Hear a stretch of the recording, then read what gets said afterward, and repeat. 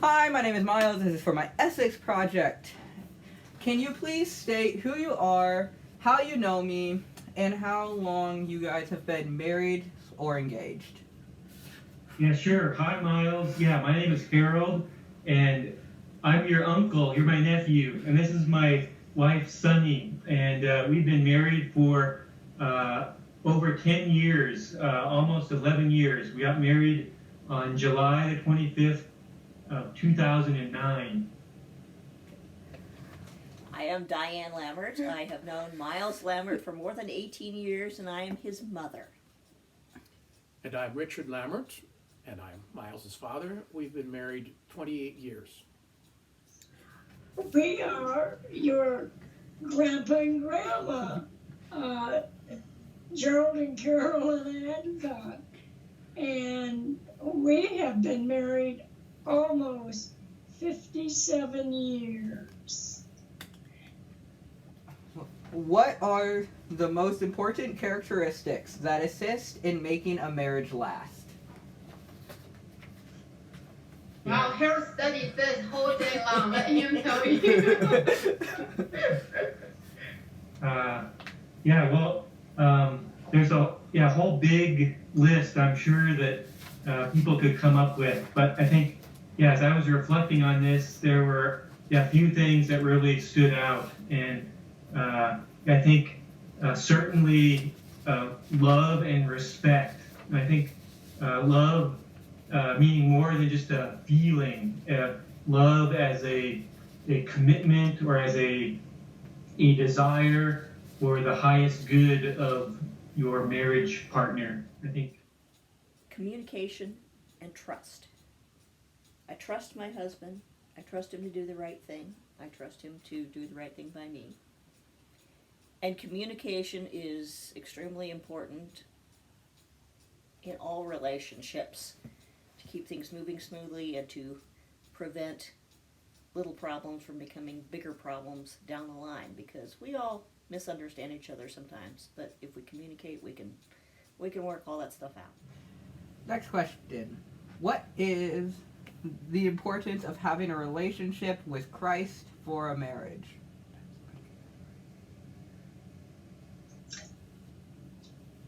Go ahead. Well, I think it's all in the marriage vows. If you recall what they say, for better or worse, richer or poorer, sickness and in health, it's all there, and you are agreeing to hold up your end.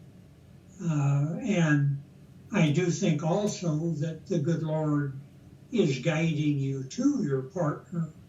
And so he is helping you to find the right person.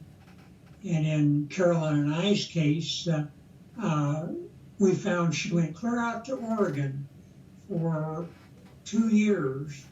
And then just as I came back, graduated from school, had a job and could support a wife, here she came back from Oregon and we met each other. And that really was not a coincidence. How does a marriage relationship change throughout its duration?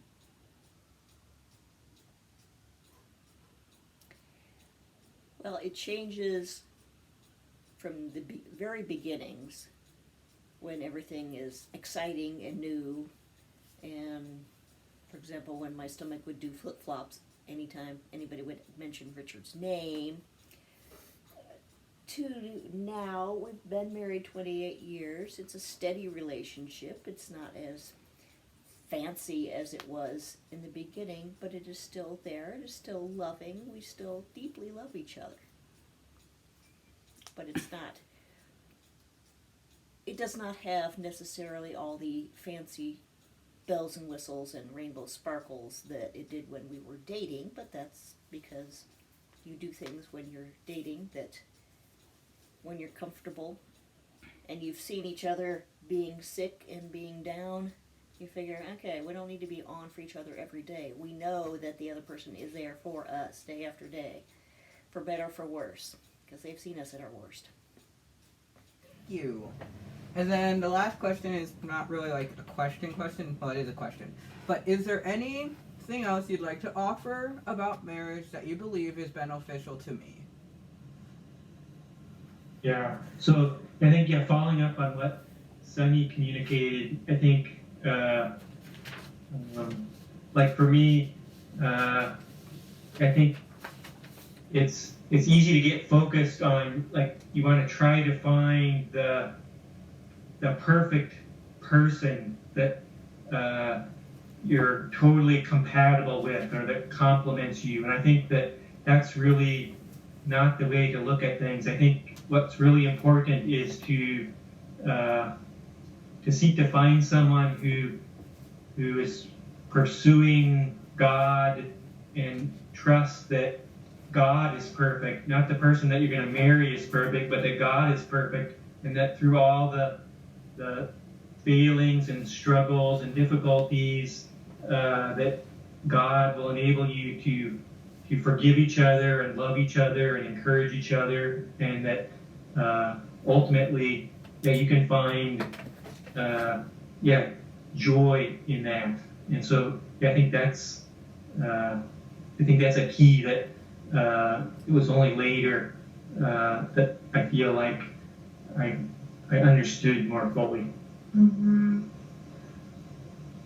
And also, I think that it's just trust God's timing, right? Like, you don't know, because God has the best interest in our mind, and He knows us better than anyone else in the world.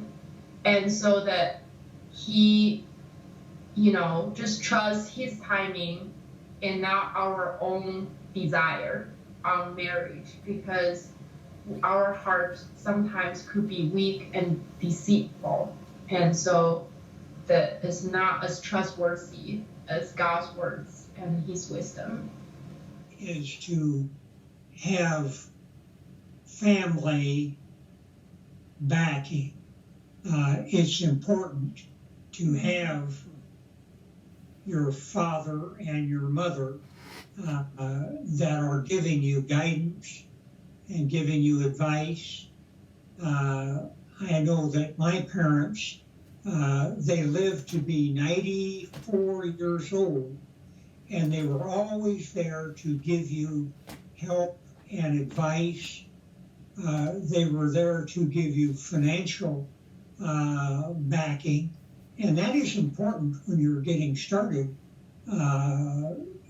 in the marriage. And then it is important to have relatives, uncles, aunts,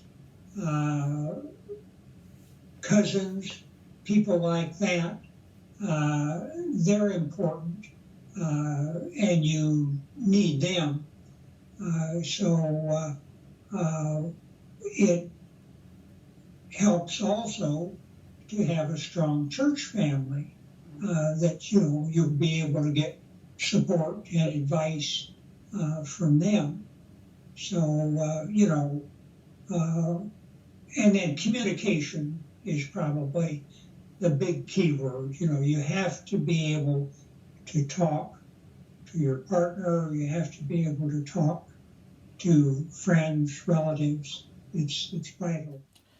Looking at all the interviews that I listened to, the main idea that seemed to have been repeated was communication. Communication and forgiveness are the two things that seem to hold a marriage together through sin and through the sick, through the good and through the bad, through the highs and through the lows.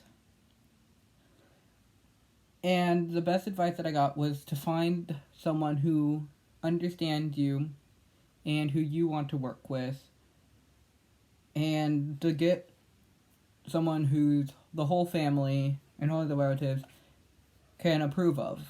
Not saying that's needed, but it's, from what I've heard from the interviews, that is a very good and high point. Thank you for listening to my video. Have a good day.